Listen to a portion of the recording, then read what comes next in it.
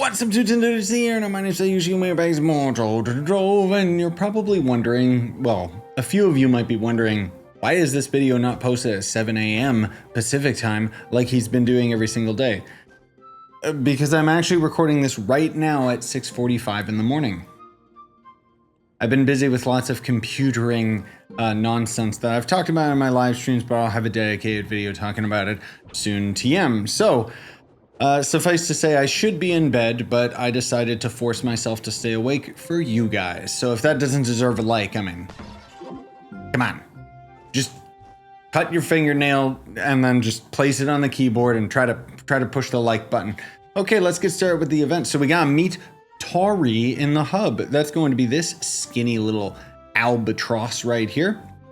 I'm not going to end up talking about any of the rewards that you guys get because that'll end up being important a little bit later on. Just kidding. The next part of the event is to craft an Elysian emblem, and you'll notice that in order to get an Elysian emblem, you have to use a soul sigil. So the soul sigils are just dropped from 1-star dungeons. However, they also drop from elite mobs that you can find in the overworld, and it seems like you can actually get quite a bit from elite mobs. Now, the interesting thing is that the Uber world does seem to make a difference. Really? I can't tell, because when I ended up going into Uber worlds, like easier difficulty worlds, I was getting like maybe 1 to 2 sigils. And then when I went to at least D13, I was starting to get 5 minimum, sometimes higher than that, with elites dropping more so than dungeon chests themselves. But I might have just gotten really unlucky. Maybe it doesn't matter about Uber difficulty, but anyways, you just get enough of these materials that you can end up crafting this sucker right here, bam, bam. And you'll notice that, similar to Luxian, this is one of those stupid events where the soul sigil gets increasingly more expensive as you end up crafting more and more in that given day. Come daily reset is going to restart the order back down to 50. But it can get higher and higher and higher, up to, I think, 250 before you're no longer allowed to craft any more for the day. So it's time gated in the fact that it's going to get a lot more cost effective to just wait for the next daily reset. But it's also time gated in the fact that they just hard stop you from crafting more. Anyways, you craft one of these, you'll get 25 soul sigils. Next is the Trial of Courage, where you have to defeat 100 enemies. Go into any Uber world and do that. You'll get another 25 soul sigils. Then it wants you to speak with the Lunar Light, this guy right here. So you just interact with him. There you go, you're done with that. Next is to complete a delve. Any delve will do. He says go to a public delve. No, just do a normal delve. Nobody does public delves. Then it wants you to return to the hub and meet Sir Windsor. I think that's like this guy. Yeah, you talk to Sir Windsor. Okay, cool. And then you end up looking for a High Priest, Lunavic, in the Feywilds.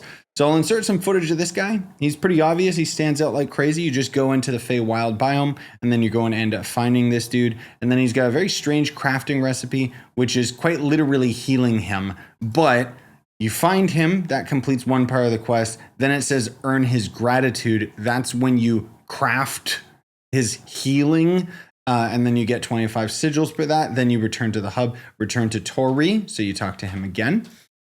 Then you have to solve the hub riddle, and I'm just gonna spoil this for you guys right here because I actually speed ran any percent this challenge. So yeah, it's this weird skeleton that's chilling down here in Caruxian's corner. So the next part of the quest is to speak with Lady Harrisel, which is going to end up being, I think, the NPC in the back here. No? Are you Lady Harrisel? Yeah, there you are. Okay, so you interact with her, you get 25 more sigils.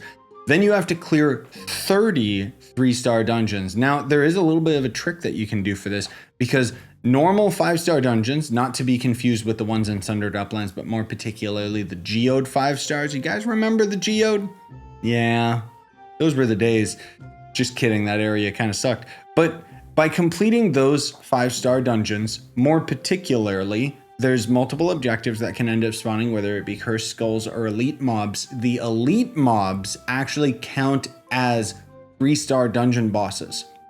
And usually they will average at least 2 per 5-star dungeon. So that's knocking 2 dungeons off for the price of 1, and then you can just leave the dungeon. You don't have to like complete the 5-star or anything like that. So that's what I ended up doing. You'll get an R25 soul sigil. Then it wants you to return to Tari. So guess what? You go and talk with him. Nothing happens. Then you have to complete the dailies. And these dailies are just going into delves, completing 3-star dungeons, and killing 100 enemies. So you complete all those 3, you get 25 more sigils. Then you have to return to Tari again. Oh my God. And now the quest is done. But you're not done, because there's going to end up being probably a good solid week or 2 worth of grinding with this event. I mean, I guess it depends. Yeah, it's around here for a while. So there's going to end up being these various items that you can end up crafting out of the event. And you're going to have to craft a ton of these Elysian emblems in order to get all of those items. Now, near as I can muster, I tried to calculate this. And you needed to basically grind. For every 10 minutes, you get like around 100 soul sigil. So it ends up becoming, of course, more and more expensive. And ultimately, in order to get all of the various items out of the NPCs, I think you needed somewhere. I don't know who to trust. We had a lot of people doing a lot of very hardcore math in the chat the other day, but it's anywhere between like 4,000 and 8,000 soul sigils total in order to craft the amount of Elysian emblems. That is considering a singular day's worth of crafting if you wanted to get everything all at once. But of course you can't because it's time gated. But anyways, point being is you're going to need a heck of a lot of these things to end up crafting the various items. And those items are going to be from these NPCs. So there's going to end up being an ally here, a set of wings here, which for golden souls, I hate this game. Do you sell anything? Oh, he does the mount, which I can show you guys that in a second. Then there's going to be this NPC for an ally, this NPC for another ally, which you can kind of just see all of the allies around here as well, like the owl and all that stuff and the beaver and everything. And then you would think that that's it. But if you go over here, there's going to end up being a different Pinzo. And this guy sells Souls of the Depths cores, which are required items for Mystic gear. But then he also sells a bunch of crystalline cores, a bunch of dragon coins, a bunch of brown bullions. He sells 5 of each of these items per day. So at the very least, this right here is what's going to keep you from getting all of these items right away, because that's quite expensive if you want to get all of these items. For myself, I'm probably just going to end up getting these 2 mystic items and then slowly chip away at getting maybe one of these items at like per day. I don't know. But this was the only one that I ended up getting, so kind of sucks, not gonna lie.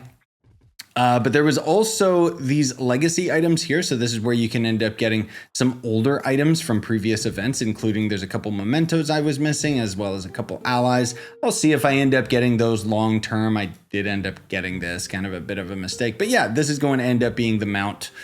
What did you guys end up crafting day 1? I don't know. I mean, generally speaking, a lot of this side is for mastery, but this is for progress, dude. So with all of that said, thanks so much for watching. I hope you guys ended up enjoying today's video. And yeah, if you would mind leaving a like, subscribe for more. I mean, most of you have already subscribed anyways. I'm going to try my best to get some other videos ready for you guys. But like I said, I've been extremely busy with some stuff behind the scenes. Is it going to be stuff that affects you guys? No, it's basically going to end up affecting my own workflow when it comes to like YouTube and videos and stuff. And even so, you're probably not even going to notice a difference. Short answer, I've been trying to get AI tools on my local system so that I stop relying on online versions of AI tools for like removing backgrounds or upscaling and crap like that. Because I'm reading the writing on the walls and I can see that a lot of these AI tools, they're starting to charge you for, even though it's all open source. So I don't want to rely on the idea that the website that I'm currently using to remove backgrounds might randomly decide to go paid. So I was going through the process of figuring it all out myself, and oh my God, it is a rabbit hole and I hate it. Thanks so much for watching though, guys. Hope you enjoyed this video. Hope you enjoyed the effort that was put into it, because I need to get this video out to you guys and get my butt to bed. Sayonara and stay epic, gamers.